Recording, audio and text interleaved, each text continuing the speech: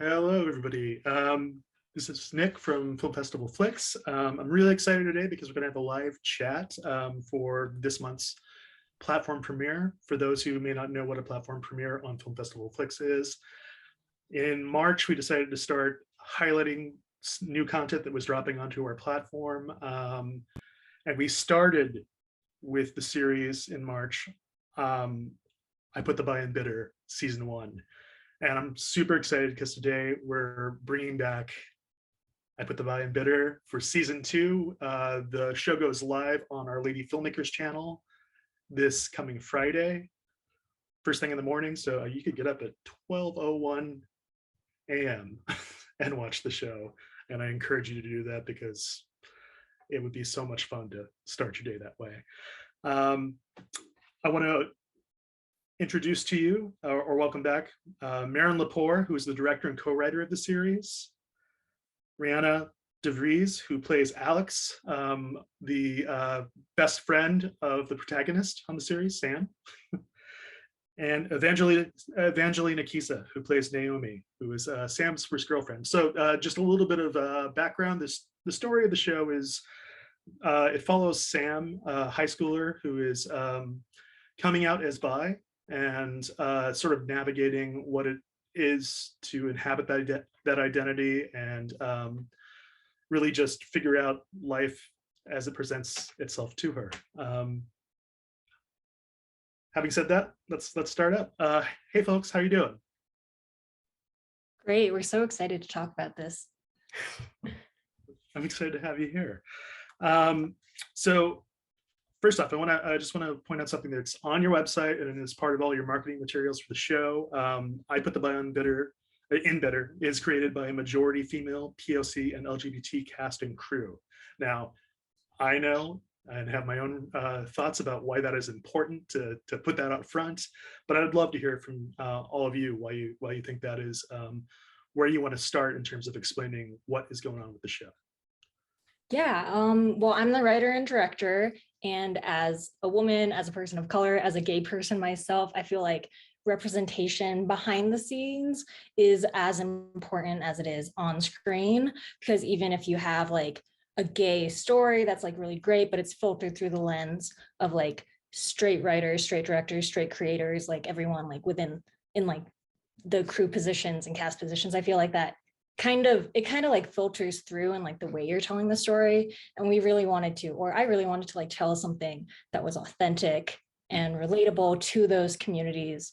And so I think as like the director, it was really important for me to cast women of color and like give opportunities to, you know, marginalized groups who like seldom have the spotlight in the film industry, which is so male dominated, so white dominated, and yeah, so that's why I think it's important. Fantastic. This was a Denver produced web series. Yeah.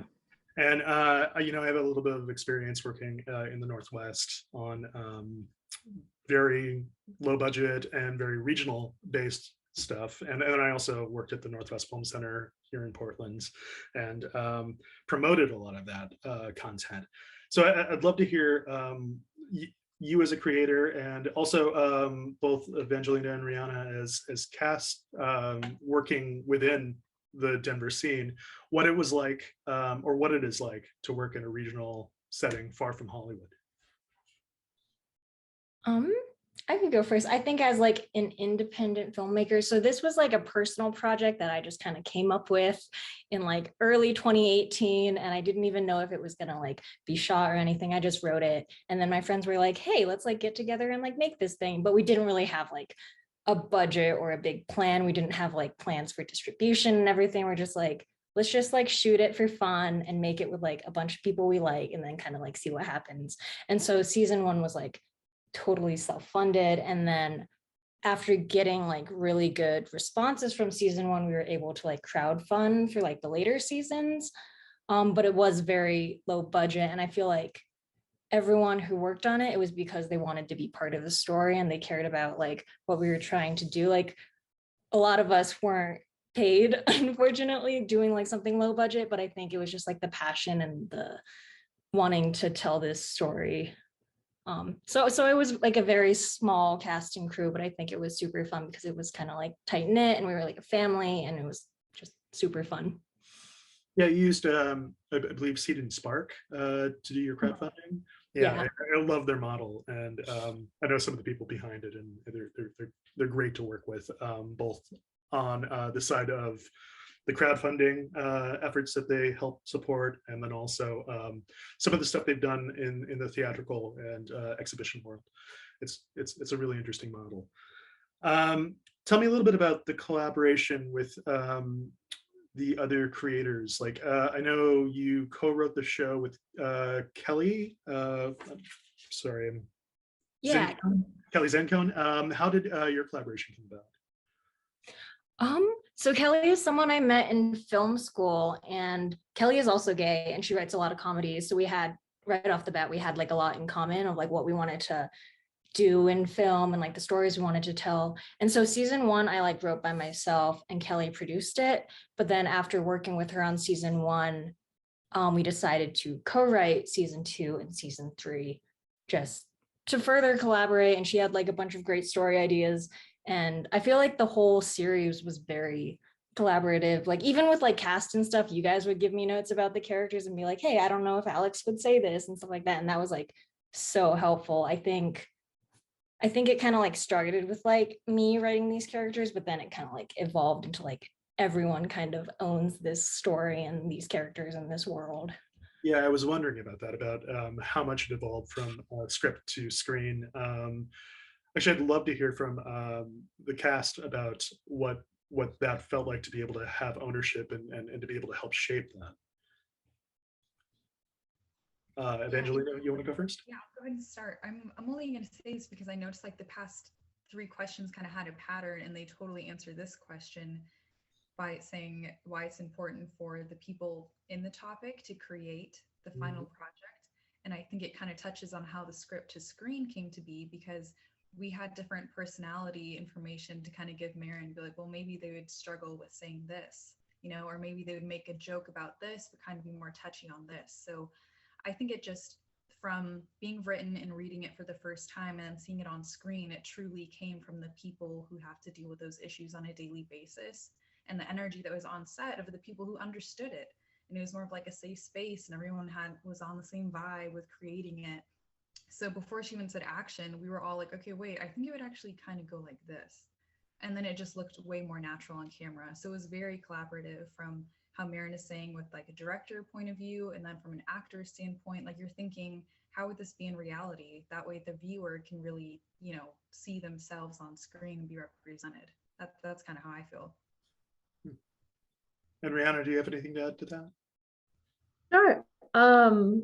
Yeah, I mean, I want to echo everything that they said because they said it beautifully. But also, I want to add that in projects like this, where it's just so clear that the heart and the passion is baked into the idea, into the script, into the amount of care that is taken when choosing who to have on set and in the casting process and all the way through it, it cultivates this wonderful environment where it's really, really easy to feel collaborative and creative. And it's this wonderful thing where you don't really feel stifled in your ability to go, hey, I mean, this is what I think that they might do or not do. And you can take it or leave it, but it really shines through the amount of heart. When it starts with heart, it ends with heart. And that's really clear in this series.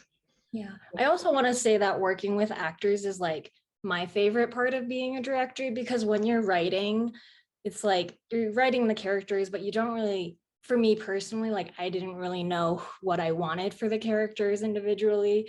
And it was only until like I saw Rihanna and Rima and Evangelina's auditions that I was like, oh my God, these are these people, like they're real now. Like I think throughout like the audition process, I feel like the actors bring so much to who the characters are. And then after working with the actors, I go with that and then shape like what I wrote later, if that makes sense. Yeah, it does.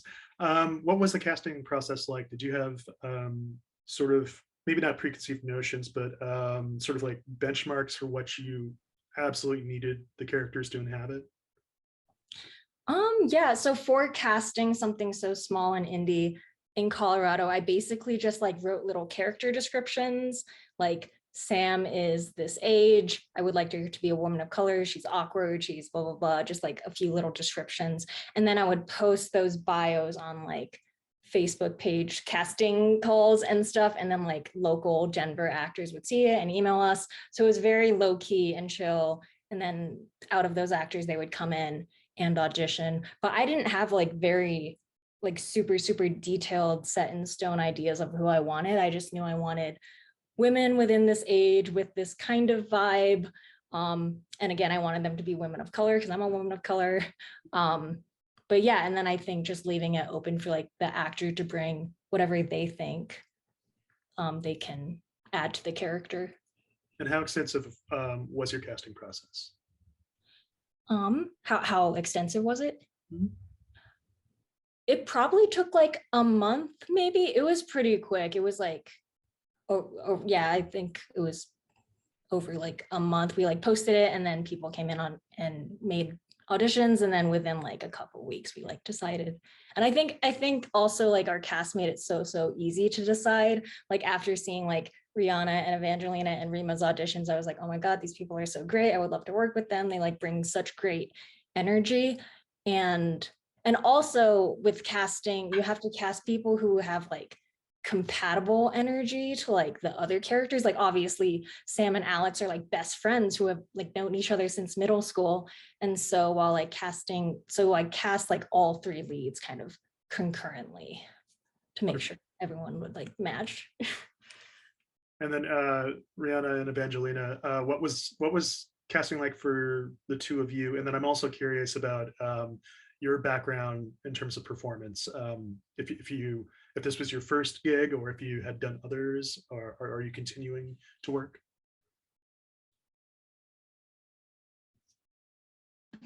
Okay, I don't want to go for you.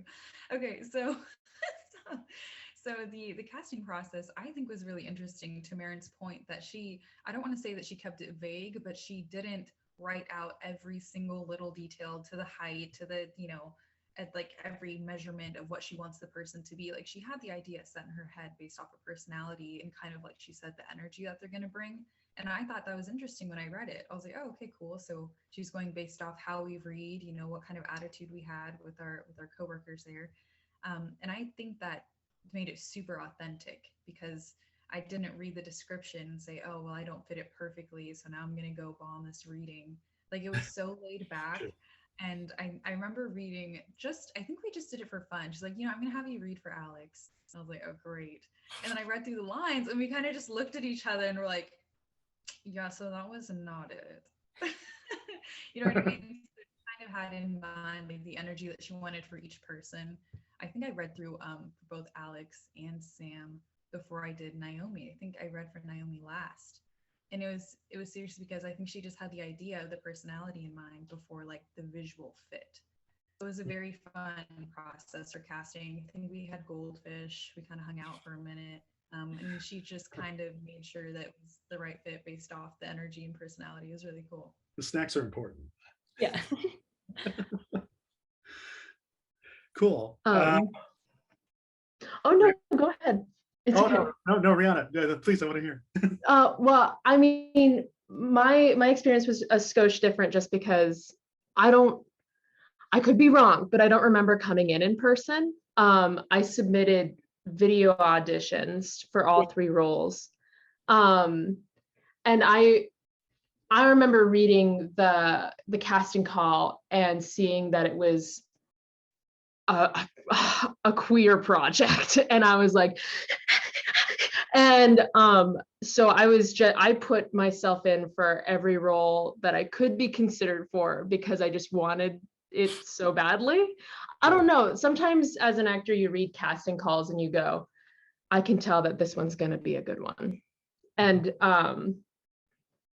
there you go. I put the buy-in bidder for me. And I remember thinking, Oh, well, maybe Naomi would be a good fit because I remember the sheet saying that women of color were preferred for both Sam and for all of them. But I don't know. I don't want to get this wrong. I don't want to misquote anything. But I remember having the impression that Naomi would fit me better for whatever reason, because a lot of the time I don't really have my presentation as a person of color validated. And so when I was cast as Alex, it was this wonderful, like, really, I'm brown enough, like, which I know, but it's nice to have that shot, and to have that be seen. And so, yeah, I mean, I have a lot of warm feelings about the whole process. Cool. And had the two of you worked in web series at all in the past? No. Are you referring to myself and Evangelina, or myself and Marin, or? I don't think so. Evangelina, this is where we cross paths, right? No, and the interesting thing is that I don't think either of us necessarily were experienced in web series, but I know, I'll speak for myself, that I did work with a bunch of independent, but very heavily like school related college film. And I think you could just feel the difference, because I talked to Marin about that before, like tried to refer to the school that she went to and if she was like getting, going based off that schooling. And she's like, nah, dude, this is kind of just something I wanted to make, and I'm using my experience and knowledge, and I'm getting some people together, but it has nothing to do with like the school I went to. So it was completely different. I hadn't done a web series before, and it was the first experience. And I think it was a great first impression because of how hands-on and authentic Marin and the team dealt with it. So it was really awesome. And Marin, I'm going to pick up on something Evangelina just said and ask. When you said that it had nothing to do with the school that you went to, did you mean your high school experience or where you studied in college? Oh no, just like in terms of like why I made the project and stuff, it wasn't an association of like a school project or anything. It was just like a personal thing I was doing on the side. Exactly. Okay, great. Yeah, and I think I wanted to do that because when you do things outside of like an institution, obviously you have full creative control. So I got to work with who I wanted to work with. I got to like cast who I wanted to cast. And like writing wise, I didn't want to have like a class or something limit the story I was able to tell in that way. And I also think web series is very new. A lot of schools are very focused on like short films and stuff. So I just thought doing this outside of school on my own and kind of figuring it out was the best way. Yeah, it's only been in the last few years that episodic has even really become a part of festivals or exhibition outside of just, self-distribution. I had a really quick, I don't want to interrupt, but this is kind of from it. I'm sorry. So something related to it not being a school project, like I said, I worked on other school projects, and you could just tell that the environment was different, to where they'll be like, well, my teacher really wanted this to be an over the shoulder. I need to work on my over the shoulder, and it was just like a really forced director standpoint. Whereas with Marin, like me and Sam would be having like one of our kissing scenes or something. And we're like, can you like not have that up in our grill? And Marin's like, yeah, I will do this angle instead. Like it was just much more organic, and it wasn't like following a teacher's rubric. And I think that's why it kind of seemed together so nicely, because we weren't listening just a teacher's bullet point list of the requirements. Like we kind of made it our own. Marin made it her own, and it looked great. That's awesome. And really great to like hear about someone who had taken it. I think there's a lot of folks that I know who went to school for film and did a lot of student projects, and then it just sort of petered out after that. They either got into the commercial game or they ended up just doing something entirely different. And it's really great to hear someone who took that energy and a really strongly personal project and made something independently. And I congratulate you for that. It's awesome. Let's talk about season 2. Because season 1, I think you talked a little bit about this last time.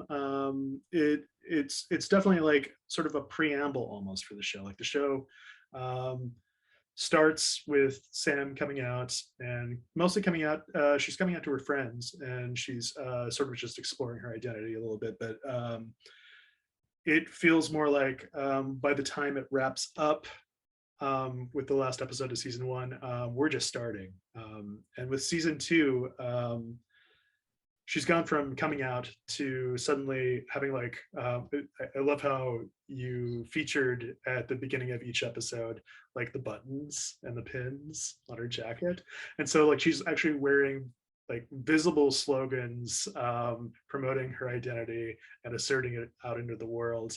I'd love to hear about your reasoning and your thinking behind that, but I'd also love to hear about like the selection process for the various buttons, because they're very pointed and very interesting. I like the collection and the combination. Oh, yay. Yeah, kind of what you said is that season one was super fun, but it was like a lot of setup. I think writing wise, season 1, it was introducing the world and introducing the characters. So season 2 is my personal favorite, just because we did get to like dive deeper and like have more fun with the series now that all the like foundation stuff has been built. So season 1 is kind of like what it's like to have a crush, but then season 2 is what it's like to be in your first relationship and like all the layers that come with that. Season 2, we got to introduce new characters. We got to get like Rebecca, who is like my favorite. She's kind of like the straight friend in their friend group.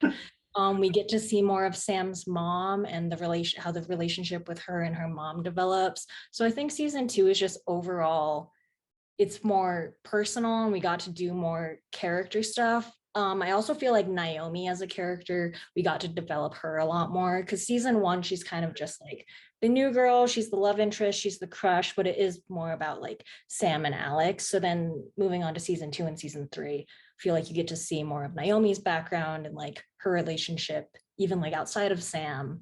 And so that was super fun to explore and work with. It's also really fun to see like Sam adopting like a form of pride, and sort of like really not only exploring but also explaining to herself and others who she is in season 2. I think it's great. So as I said, Sam's come out to her friends and you know, has really acknowledged it within herself, but and she's dating Naomi, but she hasn't come out to her mom yet, which is I think probably the strongest narrative thread of season 2 in terms of like anchoring the entire thing. And you know, we sort of already hit up on the fact that a lot of LGBT cinema or web series or, you know, stories in general tend to you know, be told by primarily straight makers, and so they don't necessarily live in the world of authenticity. Like one thing that I think is really interesting about what happens in season 2 with her not having come out to her mom yet is that a lot of those other productions that I already mentioned tend to be all about one comprehensive coming out sequence where, you know, it's shouted out to the entire world. And I love that Sam's journey involves her not having one, but having to like continue to tell the story. And I'm curious, and this could be something that any of you or all of you can answer, like, does that to you feel like more like an experience that mirrors your own, having to tell like you know, various sectors of your life this story again and again? Yeah, absolutely. I'll just hop in first real quick, but I feel like Sam's experience is very much reflective of my experience in high school and stuff. I mean, I wasn't really out in high school. Yeah, I was very awkward and stuff, but I feel like being a gay person, like you have to constantly come out to like everyone you meet. Like, so in season 1, Sam is like coming out to her teachers and her friends and all that. But then I feel like family is very different, just because I feel like it's easier to come out to people who you like don't necessarily know as well as your family, because they've like known you your whole life. So I wanted to like play around with that a bit. And even though like Sam's mom is like very accepting and very chill, and she's like obviously going to take it well, it's still like scary, like telling someone, because they have this like preconceived notion of who you are and stuff like that. And so I wanted that to be like really nice and happy, I think. Yeah. yeah, I would love to hear from Rihanna and Evangeline about like season 1 and season 2 and all that. Yeah. I mean, I would say it's a pretty from my experience, a pretty nail on, it's pretty right on what it's like to come out all the time over and over again. And I think one of the wonderful things that Marin and Kelly conquer in especially season 2 is the difference between coming into one's own queerness and how that can be the difference between people's coming into their own queerness. Like Alex is on a very, very different trajectory in terms of development and rationalizing who she is with herself than Sam is. And we see that all the time when I think the line is actually from season 1 where she's talking about like, I'm half chocolate and I'm half vanilla. I'm the swirl. And then Sam says, I'm strawberry. It's an entirely different thing. And the moments when they check each other in sexuality in that really wonderful way, it just shows that like being queer is not just this monolith. It's a very different experience for everyone. And when you're coming of age inside of it, it can be, it's nerve-wracking and different, and the individual will only truly understand what they're going through. You can find community, but it's just such a personal experience. And I think that this series, and specifically season 2, navigates that really, really well. Yeah, I think the show on it as a whole expresses that in a light, fun, but it absolutely felt way. It comes across. Mm-hmm. Yeah. Yes. That you mentioned, Rihanna, how it's not the same for everyone. You're saying you can find community, absolutely, but for some people, like in season 2, where she, the very first episode, I'm pretty sure she's like, okay, I'm gonna be bi as hell, this is it. Like she just woke up one morning and said that to herself. But I think it's interesting that would totally work for some people. They'd be like, you know what, I decided in my head, so here we go, like this is who I am. And then, you know, Alex, like, that's not how it works. Like, people don't know unless you say it. So some people, it works to just go on with their day knowing that they're out in their own heads. But then that could eat someone else up on the inside, you know, that would kind of stress them out to the top to just keep it inside and not tell everyone. Mm-hmm. So I think it is different for every single person, and what, you know, mitigates the stress, you should choose that route to coming out, or maybe just kind of being your authentic self and having people maybe pick up on the cues. It might take a little longer, but whatever works for you, I think that's how it should go. So one thing that is sort of baked into the show is the use of emojis to express like the internal lives of the characters, or most often like their present thoughts, but also their emotions, and maybe even sometimes their judgments. And I think it's really creative and interesting, and the combinations are so much fun. But I think that it's interesting because it does in season 2 more than in season 1 get to the heart of that matter of like having to explain yourself to the world. Like I think specifically of like you mentioned Rebecca earlier, the straight friend who doesn't quite understand what it means for her friends to be queer, and doesn't quite get identity issues at all, and like some of the reactions in emoji form are just so very on point when it comes to like the struggle of explaining again and again who you are and what you mean and what the community is. And I was just wondering if there was a formula that you had in place for creating, like as you went on through shooting, you know, season 1, kind of getting your grips of what that world is, and then and you got to season 2, and then eventually season 3. If you sort of figured out a set way of getting those points across and you got more effective in it.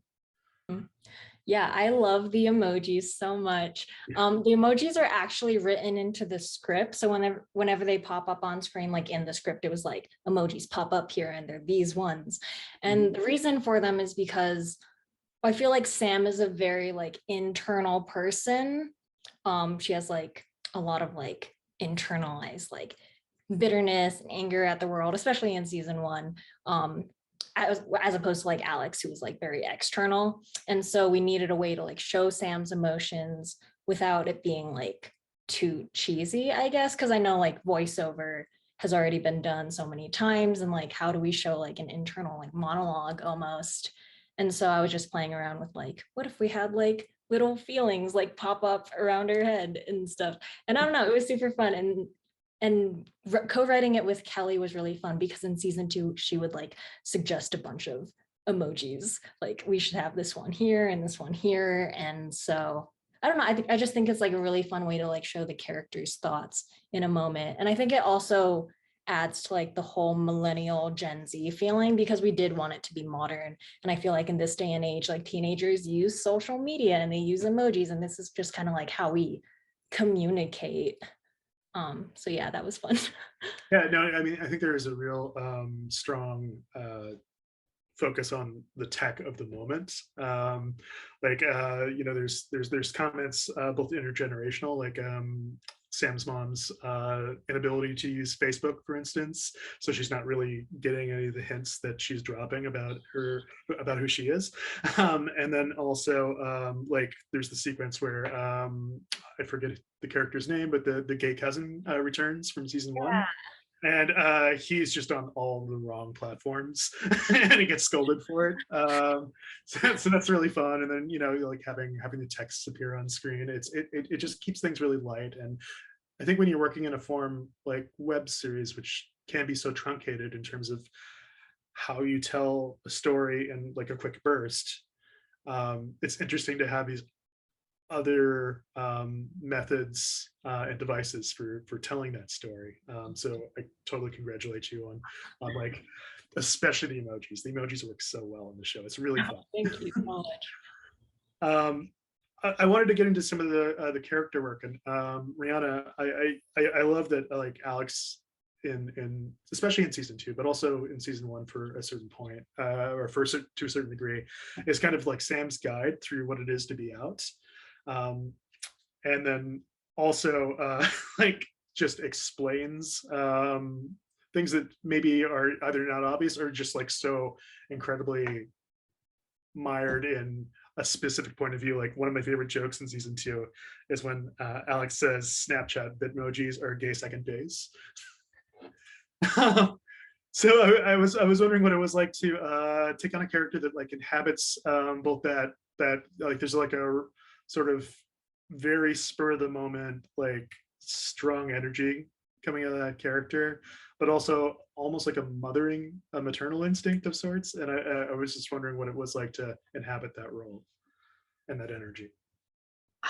I mean, I love Alex. To be totally honest with you, I didn't have to step very far to find the energy. She kind of just screams off of the page. The words are there. That's just like it honestly, it's the words are, her words are so strong and she's so well written that sometimes it felt like I just had to stand there and talk. Like she, like it's fun, and it's ridiculously fun is my short answer. But it's also really empowering because I think that I would have really benefited in high school from having an Alex, and I just never had an Alex. And so the chance to be an Alex is, I mean, I don't take it lightly. It's absolutely a joy. And I just love her. I love the crap out of that character. Yeah. The chance to be an Alex, that's great. The cool thing about Alex also is that, like, of all the characters, she is she's the one with the most activist tendencies. Like she rails against the heteronormative and sexist trappings of Sadie Hawkins dances of all things, which is both like on one level it's like, oh how cute, but then on another level, you know, like you grapple with the circumstances that you are experiencing. And in high school, you know, like there's things that, you know, I think all of us really felt strongly about that might seem a little juvenile, but at the same time, like her heart's in the absolute right place, her thoughts are in the right place, and yeah, it's strong. It's very palpable, the emotion. So I'm glad to hear that you felt that the character was a gift to inhabit. Yeah, definitely. Are there anything other things about Alex you'd like to express or say, or things that were really fun to sort of like figure out in the moment? I mean, I just really loved playing with where her tenderness comes in.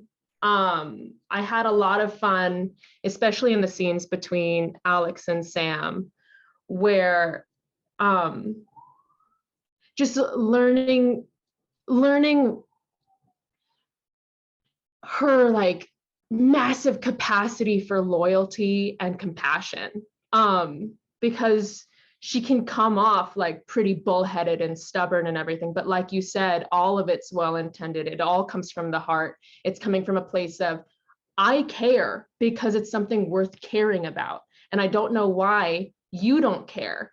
And you can like it I don't know why these other characters say they care, but they're not acting like they care. Alex is very much a force of action, and it comes through in every way that she treats the people around her. And so, I mean, not only is she like kind of this really hard bundled force, but she's also just filled with so much gooiness.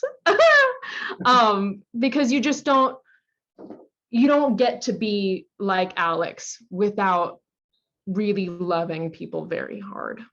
Yeah. So like she loves really hard. And I think that she's a great, understanding and interesting friend. Yeah. She's a force of nature. A little bit, yeah. A little bit, yeah. I mean, I think there's a lot of films and shows that you can just sort of like isolate it down, or you can boil it down to like, who's the person who is taking action and who feels strongly about things, and absolutely Alex powers the show in that way. Mm-hmm. So Yeah. as far as Naomi goes, in season 2, like Maren mentioned, we're sort of like getting a better view of who she is as an individual, both like inside and outside of the relationship with Sam.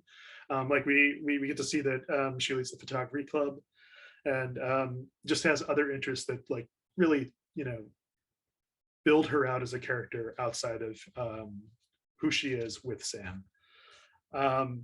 Was it how did it feel to be able to like have a little more to chew on in season 2 versus like 1, where you were sort of not to denigrate what was on the page or on the screen for season 1, but you were more of an object versus a subject in season 1? Yeah, no, totally. I mean, I don't think it's a bad thing to put it that way, because I think it was important to establish that, like Maren was saying. She's like, I needed to set the foundation and say, okay, here's Sam, here's your crazy supportive friends, and then here's the new girlfriend that, you know, knocks Sam off her feet and stuff like that.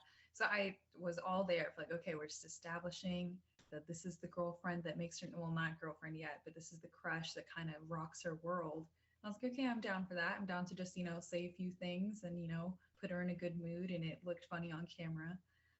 But coming into season 2, we did get to see Naomi's personality and to see that she enjoyed like environmental photography for conservation and just all these things that you don't always see in movies for the love interest, or, you know, the pretty girl of the movie. It's like you never figure out what she likes or what she wants to study or what she wants to do in life. So, and then also to tie that into like the development of the character, for me, it was just really fun to highlight that, yes, she has interest. She has a family life. She has a sibling and all this that goes on, and that they're much more than just the love interest. And that Naomi was very interesting because she was so supportive, and I wish that people in high school who were just coming out for the first time would have a girlfriend as nice as Naomi, who would kind of give them advice of like, oh, this is how I came out, and they wouldn't shame them for anything, took it easy on the first kiss type of thing. Like, not everyone gets that. It's very common to have a horrible first girlfriend experience. So I just think it was really fun that Marin, in terms of the script and then how we played it out on camera, went beyond just the typical, this is the love interest, you know, this is what she wears cute outfits, and she says a few catchy lines. It went way beyond that. You got to figure out who the character was, and you understood why the lead was so interested in Naomi. So I thought that was really important, and I think Marin did a good job on that. Yeah, I mean, I think both, we sort of already covered how she's defined outside of the relationship, but inside of the relationship, as you kind of pointed at, we get to see her display like real strong patience, affection, and empathy towards Sam's journey, which I think is really, it's a really fantastic moment. Or there were some really fantastic moments when you get to see Sam's anxiety really ramp up. But Naomi is there to just sort of say like a reassuring line or two and just really bring her back to earth again. Yeah, and I mean, if anything, that can go to show the viewers who are nervous about having their first girlfriend and they just want to have a girlfriend just to have one, even if they treat them badly, that's very common. So to maybe see it on screen to where they're like, oh wait, maybe I should be with a girl who's nice to me and who maybe gives me advice from her experience, like it shouldn't be this scary thing, and you shouldn't just get a girlfriend to have one. I think it was a very healthy display of a bi relationship in high school. So I was proud to play Naomi the way that I did and the way that Marin wrote her. I think that she did a good job on being like, hey, it's okay to have a healthy first bi relationship in high school, set your own standards and boundaries. So I thought it was really good. Awesome. I think I want to hit up some of my favorite grace notes from season 2, just to mention them, throw them out, and just cast a little appreciation, and then maybe if there's reactions. I love the fact that the second episode of season 2 is called Chick Fil Gay. And because Alex's other passion besides trying to get the Sadie Hawkins dance banned is that no self-respecting LGBTQ person should eat from Chick-fil-A, which I think no one should, honestly, given their political positions. But that just like made me laugh so hard when I saw the title of the episode, and then also when the jokes start coming in. Was there like a particular were they just a huge target that you wanted to hit up right away, or was it just like, oh, this is funny? Yeah, I think so. Kelly is the one who wrote all of the Chick-fil-A jokes, but it was something we've talked about. We just kind of, when we were like brainstorming season 1 and season 2, we were kind of just like, here's a list of like a bunch of like LGBTQ topics that are like relatable, that like everyone would know about. And so, yeah, I thought it was just kind of like a funny joke while also like bringing light to the issue.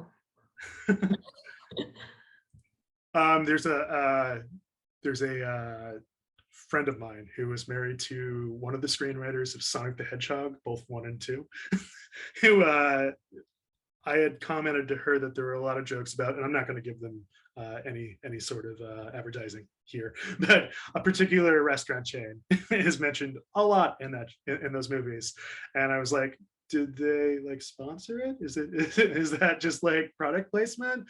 And they're like, and she's like, no, the other co-writer of those movies is his college roommate, and they just like had ongoing jokes, like running jokes about this restaurant. So I love that it's like both like a pointed message with Chick-fil-A, and also I don't want to give them advertising.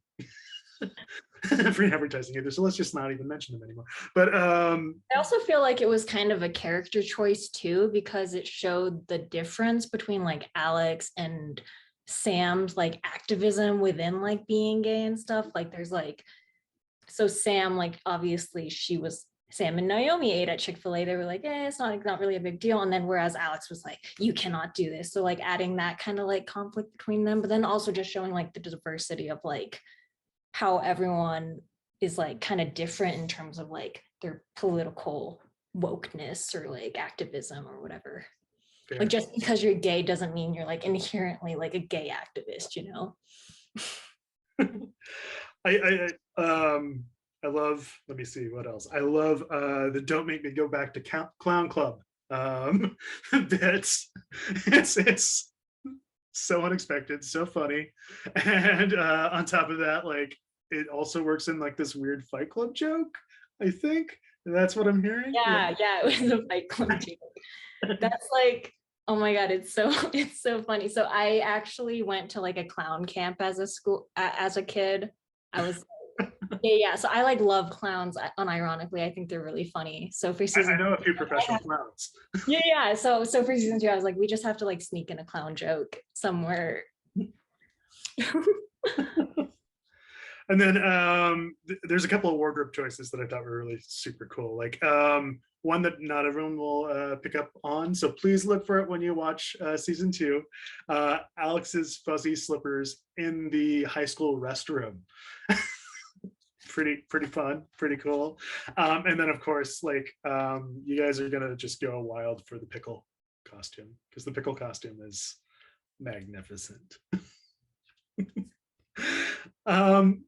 I think we might be near the end of this, so I want to thank you all for being here today, and for giving of your time and joining us. And we're so excited to be able to premiere on our platform season 2 this Friday.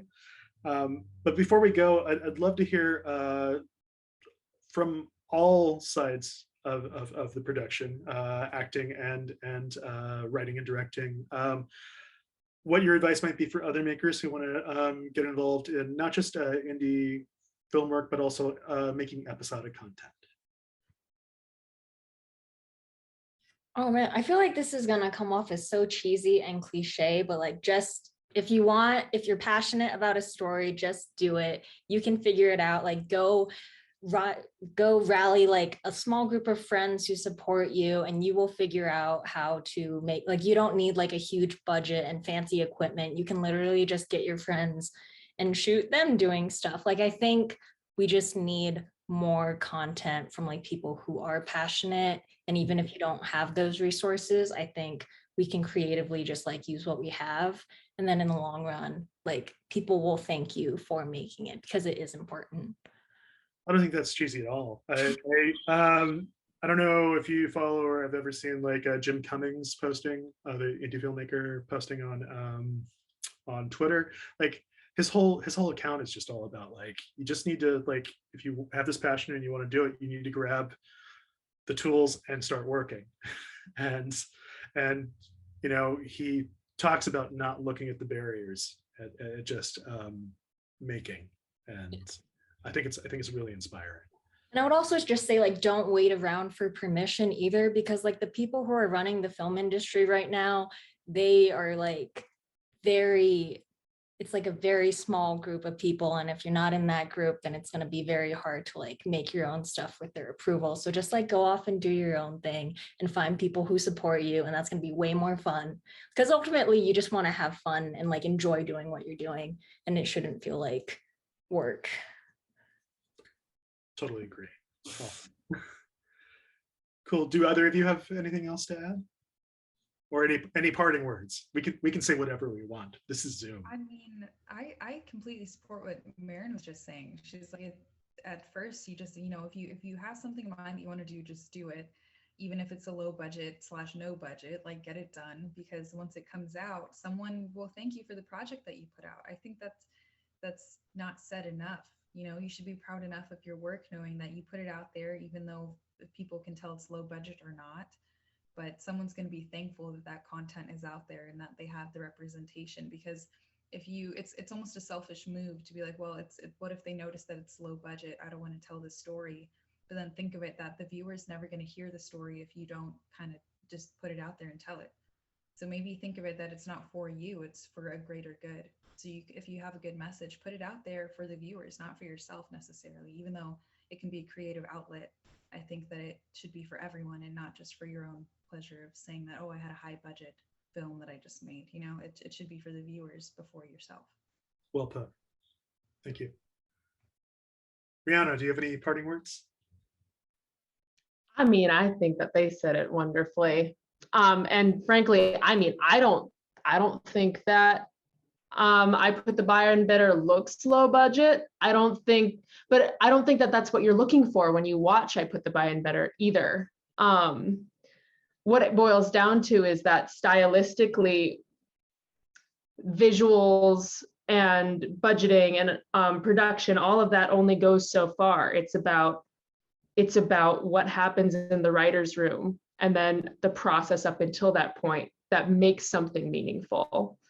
And so if it means something to you, like Maren said, like Evangelina said, just do it. Go and do it. You can do it. Awesome. Well, thanks again to the three of you. Really, really appreciate your time.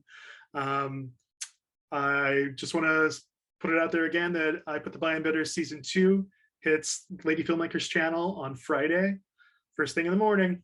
And season 1 is already up and viewable as of now. So subscribe to Lady Filmmakers Channel at filmfestivalflix.com. It's only $4.99 a month. Come on, two whole web series plus all of the content there. There's like 100 or more films and series there. So check it out.